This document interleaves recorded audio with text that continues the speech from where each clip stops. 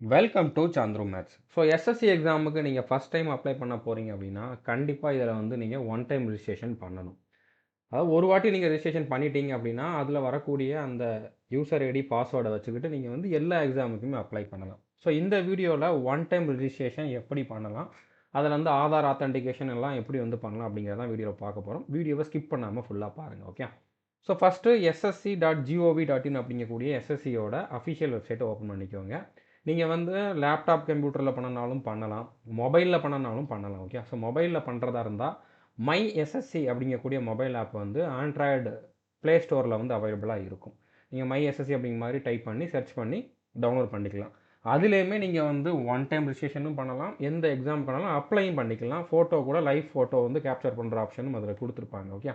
So நீங்கள் மொபைலில் பண்ணுறதா இருந்தால் எக்ஸ்ட்ராவாக இந்த ஆப்பை நீங்கள் இன்ஸ்டால் பண்ணிக்கோங்க. ஆதார் ஃபேஸ் ஆர்டி ஆப் அப்படிங்கக்கூடிய இந்த லிங்க் இருக்குது. ஓகே. ஸோ நீங்கள் இப்படி கூட சர்ச் பண்ணிக்கலாம். இல்லைனா இந்த பிடிஎஃப்கான லிங்க் வந்து நம்முடைய சந்துரு மேத்ஸ் அஃபிஷியல் டெலகிராம் சேனலில் ப்ரொவைட் பண்ணியிருக்கேன்.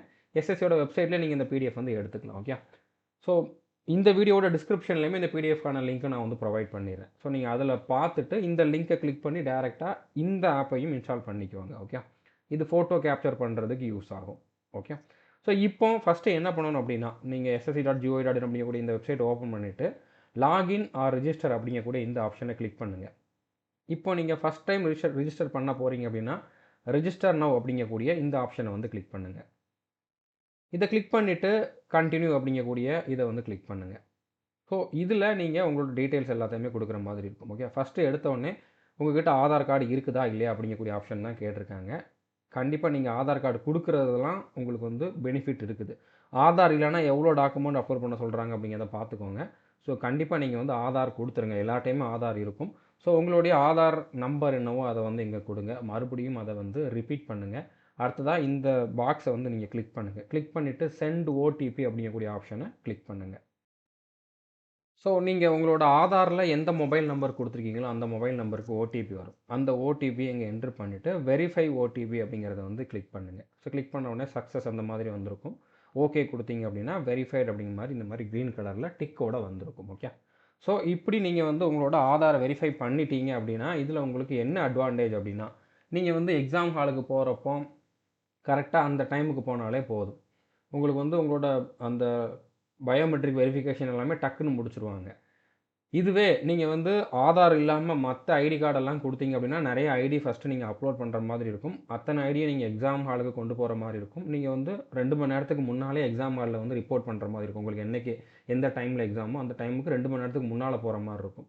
ஸோ இந்த மாதிரி நிறையா ப்ராசஸ் இருக்குது. அதனால் நீங்கள் கண்டிப்பாக ஆதார் கொடுத்து இதில் வந்து அப்டேட் பண்ணிடுங்க.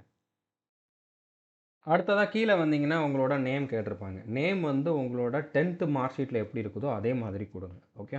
மற்ற ஐடி கார்டில் எப்படி இருக்குது அப்படிங்கிறதெல்லாம் முக்கியம் கிடையாது. 10th மார்க் ஷீட்டில் எப்படி இருக்குதோ அதே மாதிரி கொடுக்கணும். அதுக்கு முன்னால் ஸ்ரீ, ஸ்ரீமதி, மிஸ்டர் அந்த மாதிரியெல்லாம் எதுவும் போட்டுறாதீங்க. ஓகே. உங்களோட நேம் என்னவோ அதை மட்டும் கொடுங்க. இனிஷியல் முன்னால் இருந்தால் முன்னால் கொடுங்க, பின்னால் இருந்தால் பின்னால் கொடுங்க. இனிஷியலே இல்லாமல்னா இனிஷியல் இல்லாமல் கொடுங்க. ஓகே.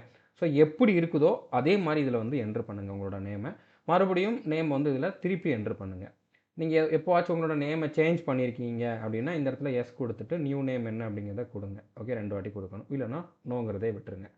அடுத்தது உங்களோட ஜெண்டர் என்ன அப்படிங்கிற சூஸ் பண்ணுங்கள். மேலா ஃபீமேலா அப்படிங்கிறத வந்து சூஸ் பண்ணணும்.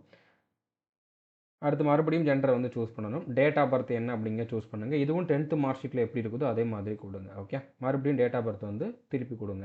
அடுத்து உங்களோட ஃபாதர் நேம் வந்து 10th மார்க் ஷீட்டில் இருந்தால் அந்த மாதிரி கொடுங்க. இல்லை அப்படின்னா உங்களோட ஐடி கார்டு இப்போ ஆதார் கார்டு இருக்குதுன்னா ஆதார் கார்டில் உங்களோட அப்பா பேர் கண்டிப்பாக இருக்கும். அந்த இதில் இருக்க மாதிரி கொடுங்க. இல்லைனா உங்கள் அப்பாவோட ஆதார் கார்டில் எப்படி இருக்குதோ அந்த மாதிரி கொடுங்க. ஓகே. ஸோ அந்த மாதிரி உங்களோட அப்பா பேரை கொடுங்க. மறுபடியும் வெரிஃபை பண்ணுங்கள். மதர் நேம் கேட்டிருக்காங்க. உங்களோட அம்மாவோட ஆதார் கார்டில் மதர் நேம் எப்படி இருக்குமோ அந்த மாதிரி கொடுங்க. ஸோ 2 வாட்டி அதை வந்து என்ட்ரு பண்ணணும். அடுத்ததாக நீங்கள் 10th எந்த போர்டில் படிச்சீங்க அப்படிங்கிறத சூஸ் பண்ணணும். இப்போ டீன்னு சொல்லி டைப் பண்ணாலே Tamil Nadu board of secondary education வந்துடும். ஸோ நீங்கள் தமிழ்நாடு ஸ்டேட் போர்டில் படிச்சீங்கன்னா இதை சூஸ் பண்ணுங்கள். இல்லை வேறு எதுவும் போர்டில் படிச்சிருந்தீங்கன்னா அந்த போர்டை வந்து சூஸ் பண்ணுங்கள். ஓகே. மறுபடியும் அதே போர்டு வந்து நீங்கள் சூஸ் பண்ணுற மாதிரி இருக்கும். சூஸ் பண்ணிவிட்டு 10th இது வந்து 10th டீட்டெயில் தான் நம்ம வந்து இப்போ செலக்ட் பண்ணோம். 10th உங்களோட ரோல் நம்பர் என்ன அப்படிங்கிறத அதில் என்ட்ரு பண்ணுங்கள்.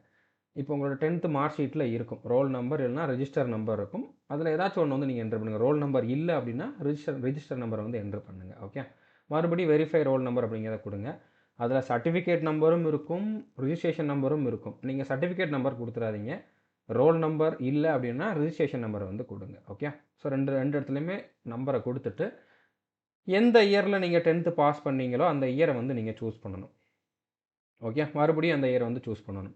அடுத்ததாக highest level of education qualification கேட்டிருக்காங்க. இப்போ நீங்கள் இந்த இடத்துல ஒன் டைம் ரிஜிஸ்ட்ரேஷன் பண்ணுற டைமில் நீங்கள் கம்ப்ளீட் பண்ணியிருக்கக்கூடிய ஹையஸ்ட் குவாலிஃபிகேஷன் என்ன அப்படிங்கிறத கொடுக்கணும். ஓகே. 10th தான் முடிச்சிருக்கீங்க அப்படின்னா மெட்ரிகுலேஷனுங்கிறத கொடுத்துருங்க. 12th முடிச்சிட்டிங்கன்னா 12th கொடுங்க. டிப்ளமோ முடிச்சிங்கன்னா டிப்ளமோ கொடுங்க. இல்லை கிராஜுவேஷன் கம்ப்ளீட் பண்ணிட்டீங்க அப்படின்னா கிராஜுவேஷன் கொடுங்க. நான் இப்போ டிகிரி படிச்சுக்கிட்டு இருக்கேன் அப்படிங்கிறவங்க 12th தான் கம்ப்ளீட் பண்ணியிருக்கீங்க, டிகிரினா கம்ப்ளீட் பண்ணலை. அப்போ நீங்கள் வந்து 12th தான் கொடுக்கணும், ஹையர் செகண்டரி தான் கொடுக்கணும். ஓகே. ஸோ கம்ப்ளீட் பண்ணிட்டீங்க, அரியர்ஸ் இல்லை, டிகிரி வந்து கம்ப்ளீட் ஆயிடுச்சு, ஃபைனல் ரிசல்ட் வந்துருச்சு அப்படின்னா நீங்கள் கிராஜுவேஷன் அப்படிங்கிறத கொடுங்க. ஓகே. ஸோ புரிஞ்சுருக்குன்னு நினைக்கிறேன். மறுபடியும் இந்த இடத்துல உங்களோட எஜுகேஷன் ஹையஸ்ட் எஜுகேஷன் குவாலிஃபிகேஷனை சூஸ் பண்ணுங்கள். அடுத்து உங்களோட மொபைல் நம்பரை இதில் கொடுக்கணும். மொபைல் நம்பர் கொடுத்த உடனே இங்கே சென்ட் ஓடிபி அப்படிங்கக்கூடிய ஆப்ஷன் எனேபிள் ஆகும். அதை கொடுத்தீங்கன்னா உங்களோட மொபைல் நம்பருக்கு எஸ்எம்எஸில் ஓடிபி வரும். அந்த ஓடிபியை என்ட்ரு பண்ணி வேலிடேட் பண்ணுங்கள். அதே மாதிரி இமெயில் ஐடி கொடுத்தீங்க அப்படின்னா இமெயில் ஐடிக்கு ஓடிபி கொடுக்கக்கூடிய ஆப்ஷன் வரும். அதை கிளிக் பண்ணிங்கன்னா ஓடிபி வரும். அந்த ஓடிபியை என்ட்ரு பண்ணுறதுக்கு ஒரு ஆப்ஷன் வரும். அதை கொடுத்து வந்து நீங்கள் வேலிடேட் பண்ணுங்கள். ஸோ இதெல்லாம் பண்ணிவிட்டு சேவ் அண்ட் நெக்ஸ்ட் அப்படிங்கிறத வந்து கிளிக் பண்ணுங்கள். அடுத்ததாக உங்களுக்கு வந்து ஒரு ரிஜிஸ்ட்ரேஷன் நம்பர் இதில் வந்திருக்கும். இதே ரிஜிஸ்ட்ரேஷன் நம்பர் நீங்கள் கொடுத்துருந்த மெயில் ஐடிக்கும் வந்திருக்கும், உங்களோட மொபைல் நம்பருக்கும் எஸ்எம்எஸில் வந்திருக்கும். அது கூடவே மெயிலுக்கும் எஸ்எம்எஸுக்கும் ஒரு பாஸ்வேர்டு வந்திருக்கும். அதை வந்து நோட் பண்ணிக்கோங்க. ஓகே. ஸோ இதில் வந்து கண்டினியூ அப்படிங்கிறத வந்து கிளிக் பண்ணுங்கள். இப்போ வந்து பாஸ்வேர்டு க்ரியேட் பண்ணுற மாதிரி இருக்கும். இப்போ உங்களுக்கு வந்திருந்த அந்த ரிஜிஸ்ட்ரேஷன் நம்பர், அந்த பாஸ்வேர்டு வந்து என்ட்ரு பண்ணிவிட்டு இந்த கேப்சா கோடை இங்கே என்ட்ரு பண்ணிவிட்டு சைன்இன் அப்படிங்கிறத கிளிக் பண்ணுங்கள். இப்போ நீங்கள் வந்து பாஸ்வேர்டு வந்து ரீசெட் பண்ணணும். நீங்கள் வந்து ஒரு பாஸ்வேர்டு வந்து உங்களுக்கு ஏற்ற மாதிரி நீங்கள் கிரியேட் பண்ணணும். இப்போ ஓல்டு பாஸ்வேர்டுங்கிறது என்னென்னா உங்களுக்கு எஸ்எம்எஸில் வந்துச்சுல அந்த இதுதான். அந்த பாஸ்வேர்டை இதில் என்ட்ரு பண்ணுங்கள். நியூ பாஸ்வேர்டு இப்போ நீங்களாக கிரியேட் பண்ணணும். அது வந்து மினிமம் 8 கேரக்டர் இருக்கணும். அதில் அட்லீஸ்ட் ஒரு அப்பர் கேஸ், அதாவது ஒரு கேபிட்டல் லெட்டர் இருக்கணும், அட்லீஸ்ட் 1. அட்லீஸ்ட் ஒரு லோயர் கேஸ், அதாவது ஒரு ஸ்மால் லெட்டர் இருக்கணும். அட்லீஸ்ட் ஒரு நம்பராச்சும் இருக்கணும். அட்லீஸ்ட் ஒரு ஸ்பெஷல் கேரக்டர், இதில் கொடுத்துருக்க மாதிரி ஏதாச்சும் ஒரு ஸ்பெஷல் கேரக்டர் இருக்கணும். ஓகே. அதே மாதிரி அதில் வந்து ஸ்பேஸோ டேப்ஸோ வந்து இருக்கக்கூடாது. ஓகே. மேக்ஸிமம் 25 கேரக்டருக்குள்ளே தான் இருக்கணும். அடுத்தடுத்த நம்பரோ அடுத்தடுத்த லெட்டரோ இந்த மாதிரி வரக்கூடாது. A111 அப்படிங்கிற மாதிரி ரிப்பீட் ஆகக்கூடாது. ஓகே. அதே மாதிரி ஃபுல்லாக நம்பராகவோ ஃபுல்லாக ஆல்ஃபபெட்டாவோ இருக்கக்கூடாது. இந்த மாதிரி மிக்ஸ் பண்ணி இருக்கணும். இந்த மாதிரி ஒரு பாஸ்வேர்டு வந்து இதில் நீங்கள் வந்து என்ட்ரு பண்ணுங்கள். ஓகே. அடுத்ததாக மறுபடியும் அதை வந்து ரிப்பீட் பண்ணுங்கள். அதே பாஸ்வேர்டு வந்து ரிப்பீட் பண்ணுங்கள். அடுத்து செக்யூரிட்டி கொஷின் வந்து கேட்டிருக்காங்க. ஓகே. இதில் ஏதாச்சும் ஒரு கொஷினை வந்து சூஸ் பண்ணுங்கள். உங்களோட mother's maiden name, city where you born, இந்த மாதிரி ஏதாச்சும் ஒன்று சூஸ் பண்ணிவிட்டு அதுக்கான ஆன்சர் நீங்களே கொடுத்துக்கோங்க. ஓகே. அதே மாதிரி இது ஒன்று சூஸ் பண்ணிவிட்டு அதுக்கான ஆன்சர் வந்து சூஸ் பண்ணிக்கோங்க. ஓகே. இது ஒருவேளை நீங்கள் பாஸ்வேர்டை மறந்துட்டீங்க அப்படின்னா ரீசெட் பண்ணுறதுக்கு இந்த செக்யூரிட்டி கொஷின் ஒருவேளை யூஸ் ஆகலாம். ஓகே. இதெல்லாம் கொடுத்துட்டு சேவ் அண்ட் நெக்ஸ்ட் அப்படிங்கிறத வந்து கிளிக் பண்ணுங்கள். மறுபடியும் ரிஜிஸ்ட்ரேஷன் நம்பர் வந்து இதில் வந்துடும். அடுத்ததான் நீங்கள் பாஸ்வேர்டு நம்பர் வந்து கொடுக்கணும். ஓகே. பாஸ்வேர்டு வந்து இப்போ நீங்கள் என்ன கொடுத்தீங்களோ அதை கொடுக்கணும். ரிஜிஸ்ட்ரேஷன் நம்பர் வரலன்னா நீங்கள் என்ட்ரு பண்ணிடுங்க. உங்களுக்கு மெயிலில் வந்த நம்பர் தான். பாஸ்வேர்டு இப்போ நீங்கள் புதுசாக க்ரியேட் பண்ணிங்களா அந்த பாஸ்வேர்டை என்ட்ரு பண்ணிவிட்டு கேப்சா கோடை இங்கே என்ட்ரு பண்ணிவிட்டு லாகின் அப்படிங்கிறத கிளிக் பண்ணுங்கள். அடுத்த பேஜில் உங்களோட கேட்டகரி என்ன அப்படிங்கிறத சூஸ் பண்ணுங்கள். ஓகே. நீங்கள் ஓபிசியா, எஸ்சியா, எஸ்டியா, யூஆரா, இடபிள்யூஎஸ் அப்படிங்கிற மாதிரி என்ன கேட்டகரி அதை சூஸ் பண்ணுங்கள். அதை மறுபடியும் ரிப்பீட் பண்ணுங்கள். நேஷ்னாலிட்டி என்ன அப்படிங்கிறத சூஸ் பண்ணுங்கள். Citizen of India. Okay. So அடுத்ததாக விசிபிள் ஐடென்டிஃபிகேஷன் மார்க் வந்து கேட்டிருக்காங்க. உங்களுடைய கழுத்துக்கு மேலே கையில் காலில் இருக்கக்கூடிய மச்சம், தழும்பு, வெட்டுக்காயம் அந்த மாதிரி ஏதாச்சும் இருக்குதுன்னா அதை வந்து கொடுங்க. ஓகே. அதை வந்து நீங்கள் என்ட்ரு பண்ணுங்கள். அதை வந்து ஒரு சென்டென்ஸ் மாதிரி இதில் கொடுங்க. கொடுத்துட்டு நீங்கள் பிடபிள்யூ கேண்டிடேட்டாக இல்லையா அப்படிங்கிறத கேட்டிருக்காங்க. பிடபிள்யூ கேண்டிடேட் நீங்கள் ஒரு மாற்றுத்திறனாளி அப்படின்னா எஸ் கொடுத்துட்டு என்ன டிசேபிலிட்டி அப்படிங்கக்கூடிய டீட்டெயில் எல்லாம் கொடுக்கணும். இல்லைனா நோ கொடுத்துருங்க. ஓகே. ஸோ அடுத்து கீழே வந்தீங்க அப்படின்னா உங்களோட அட்ரஸ் கொடுக்குற மாதிரி இருக்கும். அட்ரஸில் வந்து உங்களோட வீட்டு நம்பர், தெரு பேர், ஊர் பேர், அடுத்ததாக ஸ்டேட் என்ன, டிஸ்ட்ரிக் என்ன, பின்கோடு என்ன அப்படிங்கிறத தனித்தனியாக அங்கே கொடுக்கணும். கொடுத்துட்டு இது வந்து பெர்மனண்ட் அட்ரஸ் இப்போ நீங்கள் கொடுத்தது. இப்போ நீங்கள் இருக்கிற அட்ரஸும் அதே தான் அப்படின்னா நீங்கள் இந்த இடத்துல எஸ் கொடுத்தாலே மேலே என்ன என்ட்ரு பண்ணிங்களோ அது ஆட்டோமேட்டிக்காக கீழே காப்பி ஆயிரும். ஓகே. இல்லை இப்போ நீங்கள் இருக்கிறது வேறு ஒரு இடத்துல இருக்கீங்க அப்படின்னா இப்போ இருக்கக்கூடிய அட்ரஸ் வந்து மறுபடியும் என்ட்ரு பண்ணணும். ஓகே. என்ட்ரு பண்ணிவிட்டு சேவ் அண்ட் நெக்ஸ்ட் அப்படிங்கிறத கிளிக் பண்ணுங்கள்.